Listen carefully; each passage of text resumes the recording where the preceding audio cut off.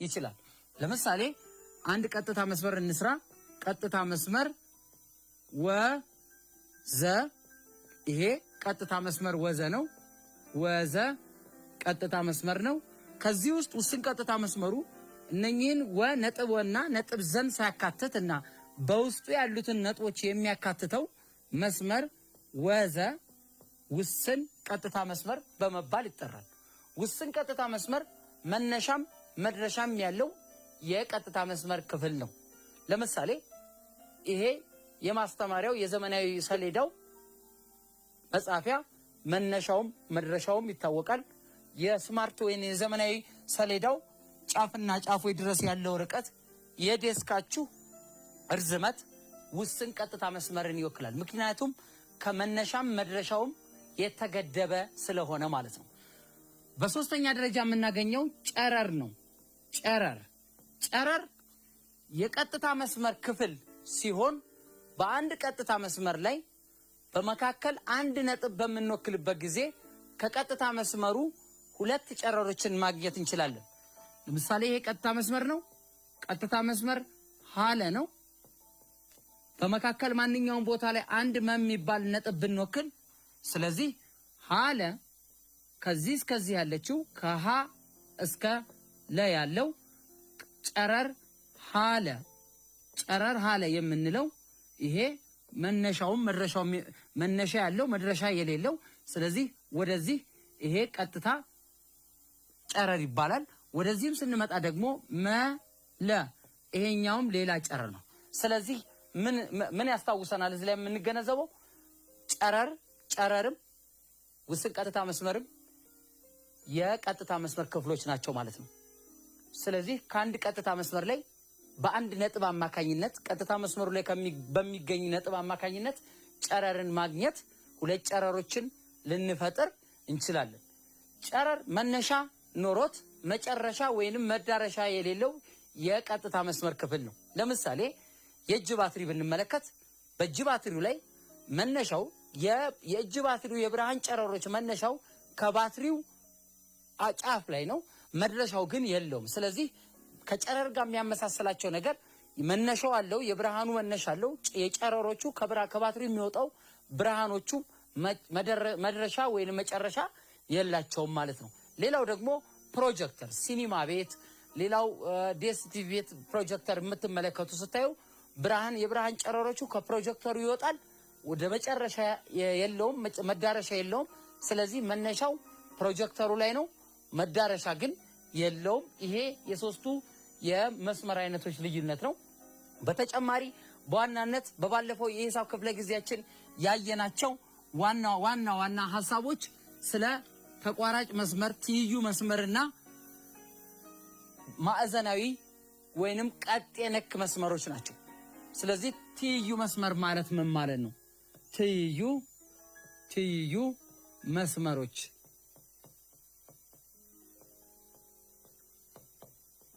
ትይዩ መስመሮች ማለት ሁለት እና ከዚያ በላይ በአንድ ጠለል ላይ የሚገኙ መስመሮች ምንም አይነት የማይገናኙ ወይንም የማይቆራረጡ ሲሆኑ መስመሮቹ ትይዩ መስመር በመባል ይጠራል። በአንድ ጠለል ላይ የሚገኙ ሁለት ሊሆኑ ይችላሉ፣ ሶስት ሊሆኑ ይችላሉ። መስመሮቹ የማይገናኙ ወይንም የማይቆራረጡ ከሆነ ትይዩ መስመር በመባል ይጠራል። ለምሳሌ ሀ ለ እዚህ ሸ ነጥብ ቀ ሁለቱ መስመሮች ሀለ ቀጥታ መስመር ሀለ ከቀጥታ መስመር ሸቀ ጋር ትይዩ ነው። በዛ አይነት ምልክት እናስቀምጥ። ይሄ የሚያሳየው ሁለቱ ትይዩ መስመሮች እርስ በርሳቸው አይገናኙም፣ በጭራሽ ሊቋረጡ አይችሉም ማለት ነው። ስለዚህ የማይቆራረጡ የጋራ መቋረጫ ነጥብ የሌላቸው ግንኙነት የሌላቸው ሁለት መስመሮች ትይዩ መስመሮች እንደሚባሉ ከባለፈው ትምህርታችን ተምረናል። ሌላው ተቋራጭ መስመሮች ናቸው።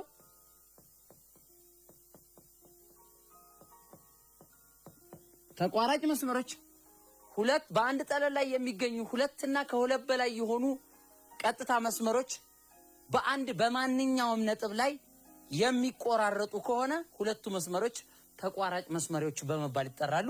በአንድ ጠለል ላይ የሚገኙ ሁለት ማንኛውም ቀጥታ መስመሮች በአንድ ነጥብ ላይ ለምሳሌ ዋል ነው። ስለዚህ ሁለቱ መስመር ነጥብ ላይ የመቋረጫ ነጥብ ይባላል። በአንድ ነጥብ ላይ የሚቋረጡ ከሆነ ተቋራጭ ነጥቦች ተቋራጭ ቀጥታ መስመሮች በመባል ይጠራሉ። እነኚህ መስመሮች ሲቋረጡ ሊቋረጡ የሚችሉት በአንድ ቀጥታ መስመር ላይ ነው ማለት ነው። ስለዚህ ከዚህ የምንረዳው ሁለት መስመሮች በሚቋረጡበት ጊዜ አንድ የጋራ ነጥብ አላቸው ማለት ነው። ያ ነጥብ የመቋረጫ ነጥብ በመባል ይጠራል። የመጨረሻው በዚህ ምዕራፍ ላይ በባለፈው ክፍለ ጊዜያችን ካየናቸው ዋና ሐሳብ ቀጤ ነክ መስመር ነው። ቀጤ ነክ መስመር ነው። መስመሮች ቀጤ ነክ መስመሮች ማለት ሁለት ተቋራጭ መስመሮች ወይንም ሁለት ቀጥታ መስመሮች በማዕዘናዊ አንግል ላይ ወይንም በ90 ዲግሪ ላይ የሚቋረጡ ከሆነ ሁለቱ መስመሮች ቀጤ ነክ አንዱ ለሌላው ቋሚ በመባል ወይንም ማዕዘናዊ አንግል ላይ 90 ዲግሪ ላይ የሚቋረጡ ከሆነ ቀጤ ነክ መስመሮች በመባል ይጠራል። አዎ ተቋራጭ መስመሮች ናቸው ሁለቱ መስመሮች።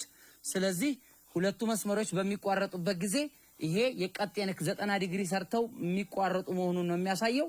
ስለዚህ ለምሳሌ ይሄን ሀ ብለው ይሄን ቋሚውን ደግሞ ለ ብለው ሀ ከለጋ ሲቋረጡ መስመር ሀ ከለጋር ሲቋረጡ ቀጤ ነክ መስመሮች ነው ማለት በዚህ ምልክት። ይሄ ምልክት ማለት ሁለቱ መስመሮች ሲቋረጡ አንዱ ቋሚ አንዱ አግዳሚ ወይንም ሁለቱ በ90 ዲግሪ ላይ ወይንም በማዕዘናዊ አንግል ላይ ሰርተው መቋረጣቸውን ያሳየናል ማለት ነው። ጥሩ ተማሪዎች፣ ባለፈው የሂሳብ ክፍለ ጊዜያችን ይሄን ይመስል ነበረ። አሁን በቀጥታ ወደ ዛሬው የዕለቱ ርዕስ ውስን ቀጥታ መስመሮችን እንገባለን ማለት ነው። ከኔ ጋር አብራችሁ እንድትቆዩ ጠይቃለሁ ማለት ነው። ስለዚህ የዛሬው ርዕሳችን ውስን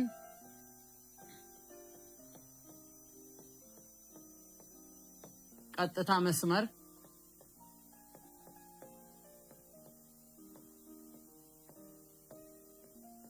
መግመስ ነው።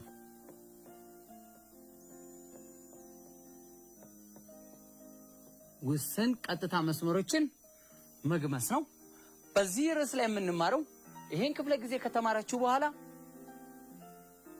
የሂሳባዊ የንድፍ መሳሪያዎችን በመጠቀም ማስመሪያን፣ ሴት ስኩዌርን፣ ፕሮትራክተርን፣ ኮምፓስን የተለያዩ ማሰሪያዎችን ቀጥ ያለ ጠርዝ፣ ሹል እርሳስ፣ ለጥ ያለ ዝርግ የሆነ ማስደገፊያ ጠረጴዛ በወረቀት በመጠቀም ውስን ቀጥታ መስመሮችን መግመስ ትችላላችሁ ማለት ነው። እነኚህን ለመግመስ ደግሞ ምን ያስፈልጋችኋል ማለት ነው? የክብ ወይንም የቅስት መስሪያ ምን ያስፈልጋችኋል? ኮምፓስ። ሌላው ደግሞ ማስመሪያ ወይንም ጠርዝ ያለው ማስመሪያ ያስፈልጋል ማለት ነው። ስለዚህ ወደዛ ከመግባታችን በፊት ውስን ቀጥታ መስመር ማለት መጀመሪያ ምን ማለት ነው? በባለፈው የሂሳብ ክፍለ ጊዜ ተመልክተናል። ውስን ቀጥታ መስመር ማለት የቀጥታ መስመር ክፍል ሆኖ መነሻም መድረሻም ያሉት መስመር ነው። ይህ የቀጥታ መስመር ክፍል ነው። ከቀጥታ መስመር ሁለት ጫፎቹንና በመካከል ያሉትን ነጥቦች የሚያካትት የመስመር አይነት ነው ማለት ነው። በተጨማሪ የጂኦሜትሪ ምስሎችን ለመንደፍ የምንጠቀማቸውን የንድፍ መሳሪያዎች ባለፈው አይተናል። ከነሱ ውስጥ አንደኛው ከየጂኦሜትሪ የንድፍ መስሪያ ወይንም ንድፍ ለመንደፍ ከምንጠቀምበት ዋነኛው መሳሪያ ኮምፓስ ነው። ስለዚህ ኮምፓስን ስንጠቀም ደግሞ የራሱ የአጠቃቀም ዘዴ አለው። ስለዚህ እሱን የምንጠቀምበት ሂደት እንዴት ነው? በመጀመሪያ ኮምፓስ ውስጥ የምንሰራበትን እስራስ ወይንም ሌላም ሰፋ ያለ ነገር ላይ ከሆነ ሌላም የመጻፊያ ነገሮች የሆኑትን ማላይ የኮምፓሱ ማሰሪያ ላይ እናስገባና እናስራለን። ካሰርም በኋላ በደንብ ቡሎን አለ። ይሄ እኔ ስማርት ቦርድ ወይንም ዘመናዊ ሰሌዳ የምጠቀምበት ስለሆነ ነው። ቡሎን አለ። እሱን በደንብ አጥብቀን ማሰራችንን እና ከዚህም መታሰር ያለበት ቡሎን አለ። በደንብ አድርገን አጥብቀን እናስራለን ማለት። ከዚያ በኋላ የራሳችን ለምንፈልገውን ምስል ወይንም ስዕል የጂኦሜትሪ ምስል ለመስራት የኮምፓሳችንን መርፌዋ የምንለው እዚህ ጋር ነግሬያቸዋለሁ። የዘመናዊ ሰሌዳ መስሪያዬ ነው የኔ። መርፌዋን 0 ላይ እናረጋለን። 0 ላይ በምናረግ ጊዜ የምንፈልገውን ቅስቱን በምንፈልገው ራዲየስ ምን እናረጋለን? እንከፍታለን ማለት ነው። ከከፈትን በኋላ ይሄን አጥብቀን በደንብ እናስርና የምንፈልገውን የጂኦሜትሪ ምስል ወስደን በምንፈልገው የመሳያ ወይ ወረቀት ላይ ሌላ ቻርት ላይ ምን እናረጋለን ማለት ነው። በደንብ መርፌዋን ከወረቀቱ ጋር በማገናኘት ምን እናረጋለን? የምንፈልገውን ምስል እንሰራለን ማለት ነው። ቅስትም ከሆነ ክብም ከሆነ የምንፈልገውን የታዘዝነውን ስዕሎች መስራት፣ ተቋራጭ ቅስቶችም ከሆነ ማንኛውም ነገሮች በእንደዚህ አይነት መልኩ እንሰራለን ማለት ነው። አሁን ያልኳችሁ ለመንደፍ አሁን ያልኳችሁን ስቴፕ መጠቀም ወይንም ደረጃ ዘዴ መጠቀም ያስፈልጋል ማለት ነው። ውስን ቀጥታ መስመርን መግመስ ማለት ውስን ቀጥታ መስመር መግመስ ማለት ወይንም መግመስ የምንለው ውስን መስመርን ወይንም ውስን መስመር መግመስ ማለት ባጭሩ መግመስ ማለት ውስን መስመሩን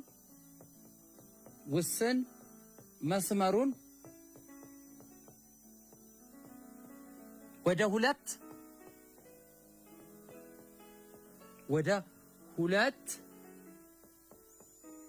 እኩል ውስን መስመሮች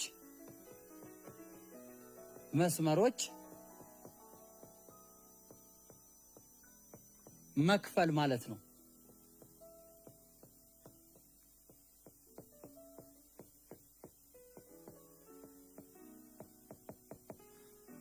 ውስን ቀጥታ መስመርን ወይንም ውስን መስመርን መግመስ ማለት ውስን መስመሩን ዋናው ሐሳብ እዚህ ጋር ነው። ውስን መስመሩን ወደ ሁለት እኩል ወደ ሆኑ ውስን ነው መነሻውም መድረሻውም ይታወቃል። ስለዚህ እኩል ወደ ሆኑ ውስን መስመሮች ምን ማድረግ ነው? መክፈል ማለት ነው። ወደ ሁለት ቦታ መክፈል ወይም መቁረጥ ማለት ነው። ለምሳሌ ማስመሪያ በመጠቀም ውስን መስመር ጫፉ ቀ የሚባል ውስን መስመር ቢኖረን ወደ ሁለት ቦታ አንድ ነጥብ በመወከል ውስን መስመሩን አንድ ቦታ እኩል ብንወክለው እዚህ ጋር ጠብለው ነጥብ ጠብለው ውስን መስመሩን ሁለት ቦታ ገመስም ማለት ይሄ ውስን መስመሩ ሁለት ቦታ ተገምሷል ማለት ይሄና ይሄ የመስመር ይዘታቸው እኩል ናቸው ማለት ነው። ተገመሰ ማለት ሁለት እኩል ቦታ ተከፈለ ማለት ስለሆነ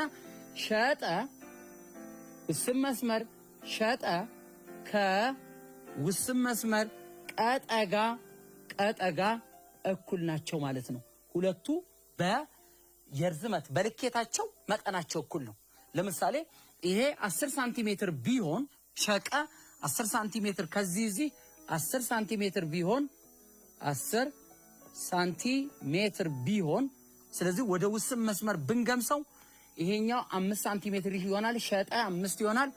ቀጠም 5 ሳንቲሜትር ይሆናል። ስለዚህ ዝምድናቸውን ስናየው ሸጠ ማለት ወይንም ሸጠ የምንለው የተገመሰው ውስን መስመር ነው። የረጅሙን ወይንም የመጀመሪያው የውስን መስመሩ ሸቀን የረጅሙን ግማሽ ነው። ምክንያቱም ወደ ሁለት እኩል ውስን መስመሮች መግመስ ስለሆነ ያ ማለት ውስን ቀጥታ መስመሮችን መግመስ ማለት ሁለት እኩል ቦታ የነበረውን ቀጥታ መስመር ገምሰናል ማለት ነው። ስለዚህ ረጅሙ መስመር አጭሩ ሸጠ ማለት ወይንም ቀጠ ማለት የሸቀን የረጅሙን አጋማሽ ወይንም ወደ ሁለት እኩል ቦታ ስንከፍለው ይመጣ ነው። በዚህ ያየነው 10 ሲካፈል ለ2 5 ሳንቲሜትር ይሆናል ማለት ነው። በጣም ጥሩ። ስለዚህ ውስን ቀጥታ መስመርን መግመስ ማለት ውስን ቀጥታ መስመሩን ወደ ሁለት እኩል ወደ ሆኑ ውስን መስመሮች ምን ማድረግ ነው ማለት ነው? መክፈል ማለት ነው ማለት ነው። በጣም ጥሩ። ስለዚህ አሁን ስለ ውስን ቀጥታ መስመሮች መግመስ አይተናል። ሲገመስ ውስን ቀጥታ መስመሩ ሁለት እኩል ቦታ እንደሚገመስ አይተናል። አሁን ደግሞ በሚቀጥለው አሁን በዚህ ጊዜ ላይ ምን እናደርጋለን? የነበረውን ውስን መስመር ወደ ሁለት እኩል የሆኑ ልኬት ያላቸው ቀጥታ መስመሮች እንከፍላቸዋለን ማለት ነው። ስለዚህ ወደ ንድፍ እንምጣ። ውስን ቀጥታ መስመርን መግመስ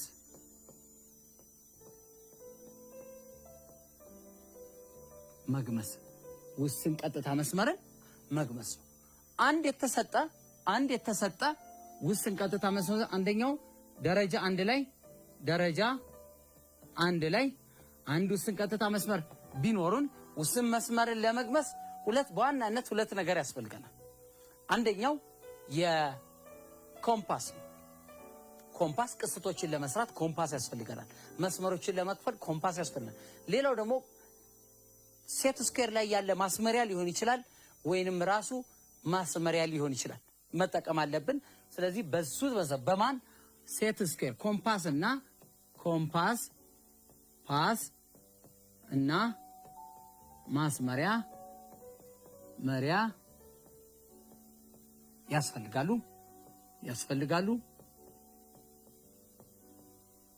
ያስፈልጋል። ከዛ አንድ ውስን ቀጥታ መስመር ውስን ቀጥታ መስመር ሀለ እንሰራለን። ውስን ቀጥታ መስመር ሀለ አለን። ውስን ቀጥታ መስመርን ነው አሁን መግመስ የምንሰራው ማለት ነው። ስለዚህ ውስን ቀጥታ መስመርን በማስመሪያ ወይንም በሴት ስኩዌራችን እንገምሳለን ማለት ነው። በማስመሪያ እንገምሳለን ወይንም እኔ ሴት ስኩዌርም ስለያዝኩ በሱ ውስን ቀጥታ መስመራችንን መስራት ይቻላል። ውስን ቀጥታ መስመር ሀለን በዚህ በማስመሪያ ላይ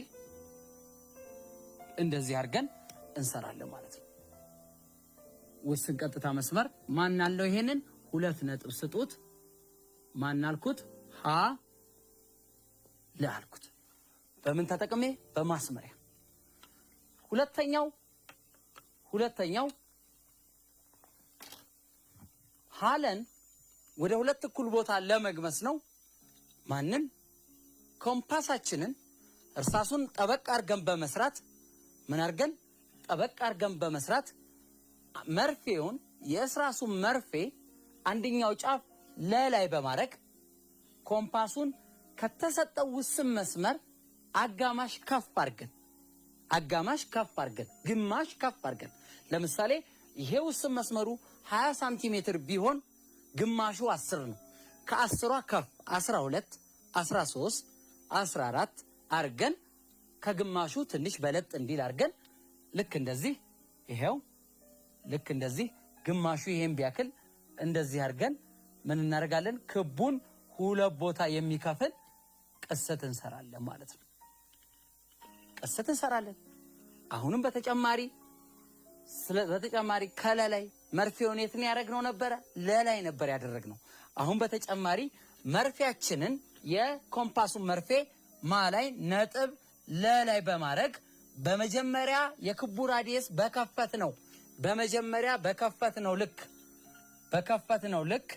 በከፈትነው ልክ አሁንም ራሱን በደንብ ይዘን ምን እናደርጋለን? ተመሳሳይ አድርገን ክቡን ወደ 2 ቦታ እንከፍላለን ማለት ነው። አሁን ሁለቱ ቅስቶች እርስ በርስ እንዲቆራረጡ ተደርገው ተሰርተዋል።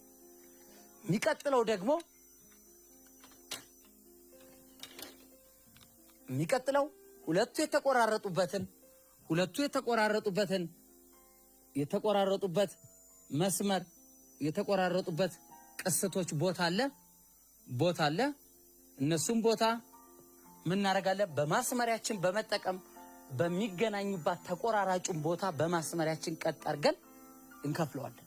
ይሄን ማስመሪያችንን 2 ነጥብ ላይ አድርገን ቀጥ አድርገን እንሰራዋለን። ስንሰራ ቀጥታ ይሄ ነው። ስለዚህ ሁለቱ የከፈለበት ቦታ እቺ ቦታ ካፈለግን እኛ ወ አልኳት ማናለው ወ አልነው ማለት ነው። ውስን ቀጥታ መስመራችንን ከፈልን።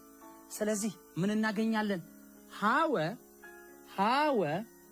ሀወ ውስን መስመር ሀወ ከውስን መስመር ለወጋ እኩል ናቸው ማለት ነው። ምክንያቱም አንዱን ውስን መስመር ሁለት እኩል ቦታ ምን ብለነዋል? ከፍለነዋል ማለት ነው።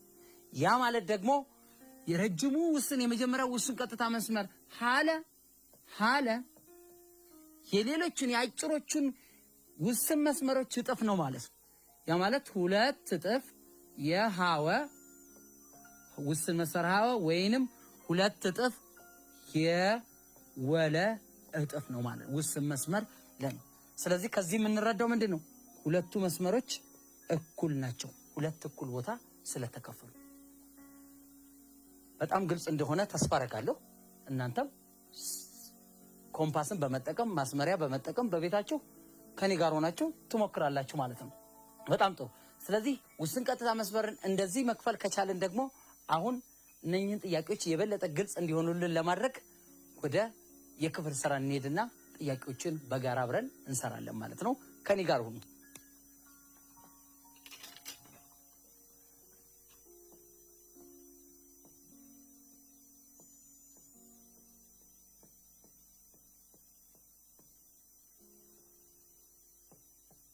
አንደኛ ውስን ቀጥታ መስመር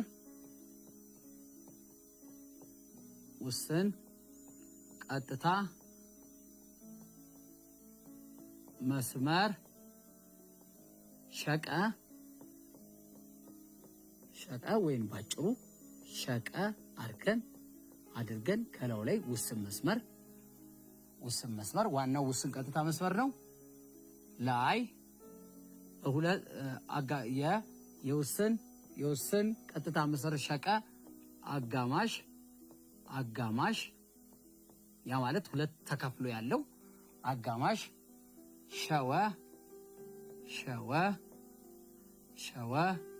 25 ሳንቲሜትር ቢሆን የሸቀ ርዝመት ሸቀ ውስን ቀጥታ መስመር ሸቀ ማለት ነው እና የውስን ቀጥታ መስመር ወቀ ርዝመት ፈልጉ። ጥሩ። ሁለተኛው ርዝመቱ 18 ሳንቲሜትር የሆነ ውስን ቀጥታ መስመር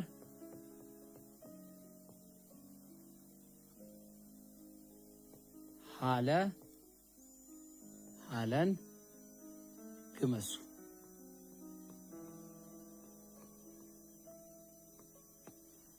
በጣም ጥሩ ተማሪዎች፣ ሁለት ጥያቄ ሰጥተናል። ሁለት ጥያቄዎቹ እነኚህን ለመስራት 7 ደቂቃ ሰጣችኋለሁ። በ7 ደቂቃ ውስጥ ሁለት ጥያቄዎች ሰርታችሁ በጋራ ሆነን ድጋሚ እንሰራለን። ጥያቄዎችን የበለጠ ግልጽ ላድርግላችሁና የውስን ቀጥታ መስመር ሸቀ አጋማሽ ሸወ 25 ሳንቲሜትር ቢሆን ሸቀና ውስን ቀጥታ መስመር ሸቀና ወቀን ርዝመት ልኬታቸውን ፈልጉ። በሳንቲሜትር ነው። ሁለተኛው ርዝመቱ 18 ሳንቲሜትር የሆነ ውስን ቀጥታ መስመር ሀለን ኮምፓስና ማስመሪያ በመጠቀም ግመሱ ነው የሚለው። ስለዚህ እነኚህን ጥያቄዎች ሞክሯቸው።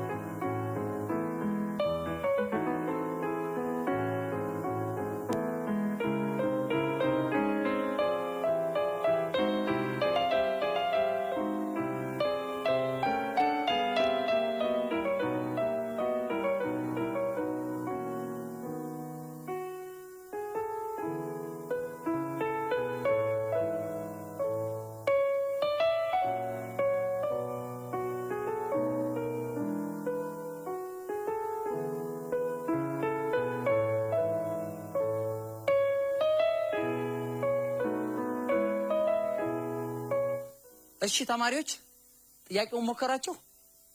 በጣም ጥሩ አድርጋችሁ እንደሰራችሁ ተስፋ አደርጋለሁ። ከላይ ጥያቄዎቹንም ልንሰራባቸው የምንችለው ማስታወሻና የአሰራር ወይንም የጂኦሜትሪ ምስሎችን አነዳደፍ ሂደት ስላየን በጣም ቀላል እንደሆነላችሁ ተስፋ አደርጋለሁ። አሁን ደግሞ በድጋሚ ተገናኝተናል። ጥያቄዎቹን ሁለቱንም ጥያቄ አብረን እንሰራለን። መልካም ጊዜ።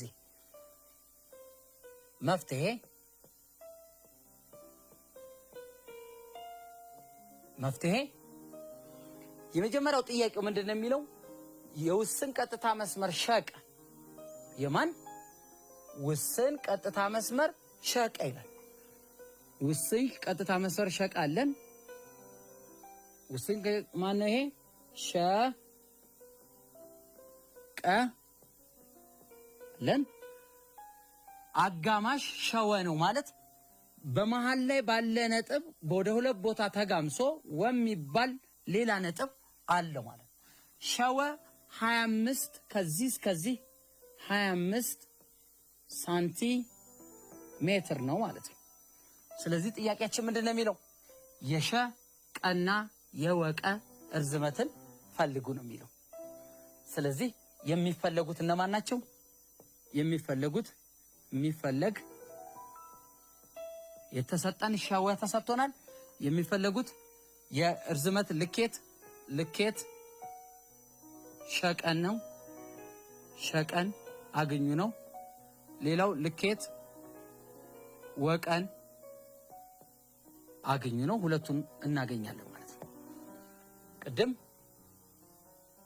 ከደቂቃዎች በፊት ስንማር አንዱ ቀጥታ መስመርን ስንገምስ ዋናው ቀጥታ መስመር የአጋማሹን ውስጠን ቀጥታ መስመር እጥፍ ነው ብለናል።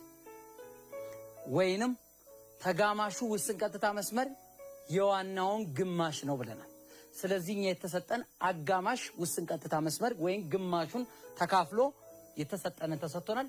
ከዚህ እንደምንረዳው አንዱ ውስን ቀጥታ መስመር በአንድ ነጥብ አማካኝነት ተጋምሷል ማለት ሁለቱ እኩል ናቸው ማለት ነው። ስለዚህ ማንን ወቀን ለማግኘት ወቀ እርዝመቱ ከሸወጋ እኩል ናቸው። ምክንያቱም አጋማሹ ስለሆነ ሁለቱ ከሸ እስከ ወ ከወ እስከ ቀ ያለው ሁለቱም 25 ሳንቲሜትር ነው ማለት ነው። በጣም ጥሩ። የመጀመሪያው ጥያቄ በዚህ መልኩ አልቋል። ሁለተኛው ላይ ስንመጣ ሸቀን ነው ዋናውን። ሸቀ ደግሞ ረጅሙ ርዝመት ነው። ይሄ 25 ይሄኛውም 25 ረጅሙ ሁለቱ ስለዚህ እጥፍ ነው ማለት ነው። ሸቀ ማለት ውስን ቀጥታ መስመር ሸቀ ማለት የሁለቱ ርዝመት ነው ወይንም ሁለት ሸወ ማለት ነው። ሸወ ማለት ነው። ስለዚህ ይሄ ምን እንረዳለን ከዚህ? ሁለት ሲባዛ የሸወ ርዝመት 25 ሳንቲሜትር ነው። ስለዚህ ስንት ይሆናል? 50 ሳንቲሜትር ነው ማለት ነው። ስለዚህ ዋናው መስመር ሳይጋመስ በፊቱ ውስን ቀጥታ መስመሩ 50 ሳንቲሜትር ነበረ። ከተጋመሰ በኋላ 25 ሳንቲሜትር ናቸው ማለት ነው። ይሄን ብላችሁ ከመለሳችሁ በጣም ትክክል ናችሁ። በጣም ጥሩ። ወደሚቀጥለው ጥያቄ እንሄዳለን። የሚቀጥለው ጥያቄ 2 ምን ይላል? እርዝመቱ 18 ሳንቲሜትር የሆነ ሀለ የሚባል ውስን መስመርን ግመሱ ነው የሚለው። ስለዚህ ይሄን መስመር ለመግመስ መጀመሪያ 18 ሳንቲሜትር ርዝመት ያለው ውስን መስመር በማስመሪያ ለክተን እንሰራለን ማለት ነው። 18 ሳንቲሜትር ያለው ማስመሪያችንን በመጠቀም ምን እናደርጋለን? እንሰራለን። 18 ሳንቲሜትር ከዜሮ በመነሳት ከስንት ተነስተን? ከዜሮ በመነሳት 18 ድረስ በምን እናደርጋለን? በማስመሪያችን እንሰራለን። ያንን መስመር ነው። ከዛ መስመሩን ሀለ ብለን ጫፍና መነሻና መድረሻው ሀለ ብለን እንወስዳለን። ስለዚህ ከዜሮ ጀምረን 18 ሳንቲሜትር እንለካለን። ይሄን ማን አልኩት? ሀ ለ አልኩት። ይሄን መስመር ነው የምንገምሰው። ይሄን መስመር ስንገምስ ውስን ቀጥታ መስመሮችን ስንገምስ እንዴት ነው ያደረግነው? ቅድም በተማርነው መሰረት መጀመሪያ ይሄ ከዚህ እዚህ ያለው 18 ሳንቲሜትር ነው። ውስን መስመሩ ላይ ከአጋማሹ ከፍ አድርገን ኮምፓሳችንን በደንብ እናጠብቅና ቡለኑን እናጠብቅና ከአጋማሹ ከፍ አድርገን እንሰራለን።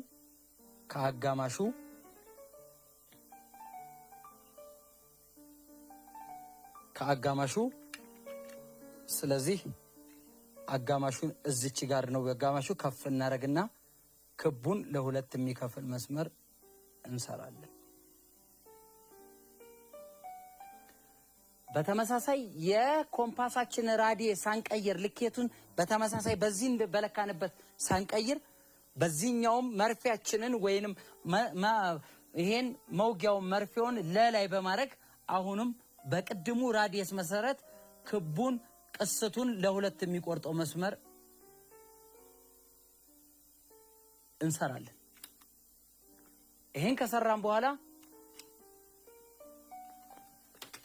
ማስመሪያችንን በመጠቀም ሁለቱ የተገናኙባትን ቦታ በማስመሪያችን እንከፍላለን።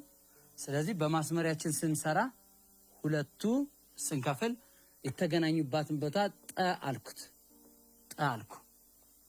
ስለዚህ እዚህ ሀል አለ ስንከፍለው ምን ይሆናል? ሀ ጠ ከማጋር እኩል ነው ከለጠጋ እኩል ነው። መጀመሪያ 18 ሳንቲሜትር ነበረ። ስለዚህ አሁን ስንት ይሆናል? 18 ለ2 9 ሳንቲሜትር ይሆናል ማለት ነው። በጣም ጥሩ ተማሪዎች፣ የዛሬው የሂሳብ ትምህርታችን ይሄን ይመስላል። በዛሬው የሂሳብ ክፍላችን ምን እንደተማረን ለማስታወስ እንሞክራለን። በዛሬው የሂሳብ ክፍለ ጊዜያችን በዋናነት የተማርነው ውስን ቀጥታ መስመሮችን መግመስ ነው። ውስን ቀጥታ መስመሮችን መግመስ ላይ በዋናነት ያየነው ምንድነው? ውስን ቀጥታ መስመር ማለት ምን ማለት ነው? ውስን ቀጥታ መስመር ማለት የቀጥታ መስመር ክፍል ሆኖ ጫፉና ሁለት ጫፎች ሲኖሩት ሁለቱ ጫፎችንና ከጫፎች ውስጥ የሚካተቱ ነጥቦችን የሚያካትት መነሻም መድረሻም ያለው የቀጥታ መስመር ክፍል ውስን ቀጥታ መስመር በመባል ይጠራል። በተጨማሪ ውስን ቀጥታ መስመርን ካየን በኋላ በተጨማሪ ያየነው ውስን ቀጥታ መስመርን መግመስ ነው። ውስን ቀጥታ መስመርን ስንገምስ አንድ ውስን ቀጥታ መስመር ቢኖረን ለመሚባል ቢኖረን ይሄን ውስን ቀጥታ መስመር በአንድ ነጥብ አማካኝነት ዘሚባል ብንከፍለው ሁለቱ ተጋማሽ ውስን ቀጥታ መስመሮች መጠናቸው እኩል ነው። ይህ ማለት ለዘ ውስን መስመር ለዘና ውስን መስመር መዘ መጠናቸው እኩል ነው ማለት። ይህ ደግሞ የበለጠ ግልጽ ለማድረግ ረጅሙ ውስን መስመር ለመ ማለት የሌሎችን የተጋማሽ ውስን መስመሮችን የለዘን ወይንም የመዘን ሁለት እጥፍ ነው። ለዘ ወይንም ሁለት መዘ እጥፍ ነው። መዘና ለዘ የምንላቸው ተጋማሽ ውስን መስመሮች ናቸው ማለት። በተጨማሪ ምን አይተናል? የአንድ ውስን መስመርን ለመግመስ ኮምፓስ መጠቀም እንዳለብን አይተናል። ኮምፓስ ስንጠቀም ኮምፓሳችን ላይ መርፌ አለ። ሌላው እርሳስ ወይን መሳያ የምናስገባበት ቦታ አለ።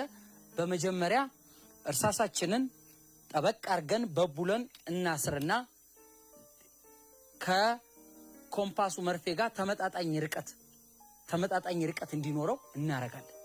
ከዛ ማስመሪያችን ላይ ከዜሮ ጀምሮ መርፌያችንን አድርገን እንለካለን። አመጣጥነን ከለካን በኋላ የምንፈልገውን ያክል ክፍተት ካረግን በኋላ የምንሰራውን ስዕል ወይንም ንድፍ መስራት እንችላለን ማለት ነው። የምንሰራውን ንድፍ ወይንም ንድፎች የተለያዩ ክቦችንም በዚህ ነው የሚሰሩት መስራት እንችላለን ማለት ነው። በመጨረሻ ያየነው አንድ ውስን ቀጥታ መስመርን ለመንደፍ መጀመሪያው ስቴፕ ምንድነው? ውስን ቀጥታ መስመር በማስመሪያ እንነድፋለን። በመቀጠል ደግሞ የተነደፈውን ውስን ቀጥታ መስመር ከአጋማሹ ከነጥቡ ከውስን ቀጥታ መስመር መነሻና መድረሻ አጋማሽ ከፍ ያለ አድርገን ክቡን ሁለት እንዲቆርጥ አድርገን ከአንደኛው ጫፍ ላይ ተነስተን ክቡን እንዲቆርጥ ከሌላኛው ጫፍ መርፌውን በማድረግ ክቡን እንዲቆርጥ አድርገን እንሰራለን። በመጨረሻም ሁለቱ የተገናኙባቸው መለያዎች ነጥቦችን ስናገናኝ ውስን ቀጥታ መስመሩ ተገመሰ እንላለን። በዛ ጊዜ ሁለቱ የተገመሱት ክፍሎች ውስን ቀጥታ መስመሮች መጠናቸው እኩል ነው። የዋናው ውስን ቀጥታ መስመር ደግሞ ግማሽ ናቸው። በዛሬው የሂሳብ ክፍለ ጊዜ የተማርነው ይሄን ነበረ። ሰላም ሁኑ። መልካም ጊዜ